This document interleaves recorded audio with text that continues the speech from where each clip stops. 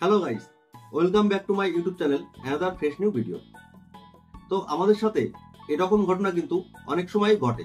যেমন আমরা সকালবেলায় উঠে বসে আছি আমাদের কম্পিউটার বা আমাদের মোবাইলের 6 ইঞ্চি স্ক্রিনে তৎকালের টিকিট কাটবো এই বলে, অথচ যখন আইআরসিটিসির অফিসিয়াল অ্যাপটি ওপেন হয় তৎকাল টিকিটের জন্য, তখন আমরা দেখি ওপেনের সময় সিট কিন্তু অনেকই ফাঁকা পড়ে আছে।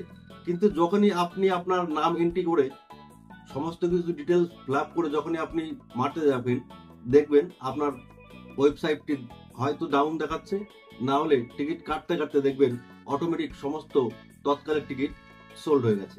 এই সমস্যাটা তো কিন্তু চলছে বছরের পর বছর ধরে কিছু অসাধু এজেন্টদের জন্য।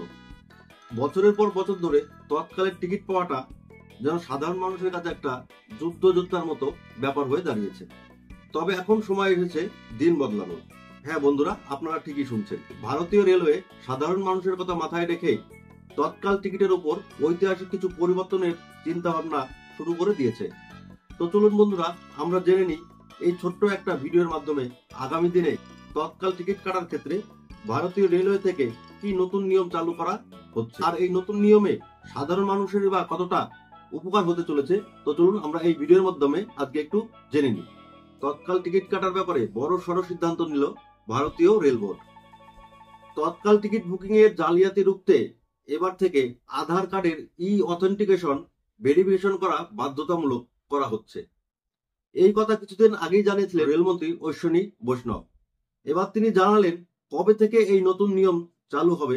একই সঙ্গে এজেন্টের নিয়েও বড় সিদ্ধান্ত নেওয়া হলো। তৎকাল টিকিটের জালিয়াতির অভিযোগ উঠেছিল অনেকদিন আগেই। যাত্রীদের অভিযোগ ছিল তৎকাল টিকিট কিছুতেই মিলছে না, বুক করতে গেলেই সার্ভার ডাউন, তারপর নিমিষেই সব টিকিট যেন উধাও হয়ে যাচ্ছে। যাত্রীদের এই অভিযোগ পাওয়ার পরেই ভারতীয় রেলওয়ের তরফে সিদ্ধান্ত নেওয়া হয়েছে যে তৎকাল বুকিং এ আধার ভিত্তিক অথেন্টিকেশন বাধ্যতামূলক করা হবে, অর্থাৎ আধারের তথ্য যাচাই ছাড়া তৎকাল টিকিট বুকিং করা যাবে না। রেলের তরফে জানানো হয়েছে আগামী 1 জুলাই থেকে এই নিয়ম চালু হচ্ছে। আইআরসিটিসির অফিসিয়াল ওয়েবসাইট ও মোবাইল বুকিং এর ক্ষেত্রে তৎকাল টিকিটের বুকিং আধার অথেন্টিকেশন করতে হবে।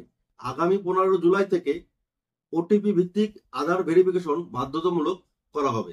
রেলমন্ত্রী অশ্বিনী বৈষ্ণব জানিয়েছেন পিআরএস কাউন্টার থেকে বা অনুমোদিত এজেন্টরাও যদি তৎকাল টিকিট বুক করতে চান, তবে তাদেরও ওটিপি ভেরিফিকেশন কিন্তু বাধ্যতামূলক। সাধারণ মানুষ যাতে তৎকাল টিকিট পান তার জন্য নতুন নিয়ম আনা হয়েছে। এবার থেকে তৎকাল টিকিট বুকিং শুরু হওয়ার প্রথম 30 মিনিট, এটা কিন্তু ভাইটাল পয়েন্ট, এটা কিন্তু ভাইটাল একটা পয়েন্ট, সাধারণ মানুষের জন্য সুবিধার জন্য এটা করা হয়েছে। এটা কিন্তু মাথায় রাখবেন, সাধারণ মানুষ যাতে তৎকাল টিকিট পান তার জন্য নতুন নিয়ম আনা হয়েছে। এবার থেকে তৎকাল টিকিট বুকিং শুরু হওয়ার প্রথম 30 মিনিট এজেন্টরা টিকিট বুক করতে পারবেন না।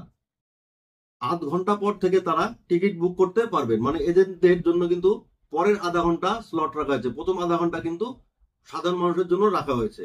উল্লেখ্য, তৎকাল বুকিং এর ক্ষেত্রে যাত্রার আগের দিন সকাল 10টায় এসি কামরার জন্য টিকিট বুকিং শুরু হয়, স্লিপার ক্লাসের বুকিং শুরু হয় সকাল 11টা থেকে। তো রেলের এই নতুন নিয়ম অনুযায়ী এবার থেকে এজেন্টরা সকাল 10:30টার আগে এসি এবং সকাল 11:30টার আগে স্লিপার ক্লাসের টিকিট বুক করতে পারবেন না। এতে সাধারণ যাত্রীরা উপকৃত হবেন। রেল বোর্ডের এই নতুন নিয়ম অনুযায়ী সাধারণ মানুষরা কিন্তু কিছুটা হলেও অ্যাডভান্স পেল। যেমন সকাল 10টার থেকে এসি কামরার জন্য তৎকালের টিকিট বুকিং হয়, সেই প্রথম 10টার থেকে 10:30টা পর্যন্ত সাধারণ মানুষরাই কিন্তু এখানে আগে পাবেন এই টিকিটগুলো।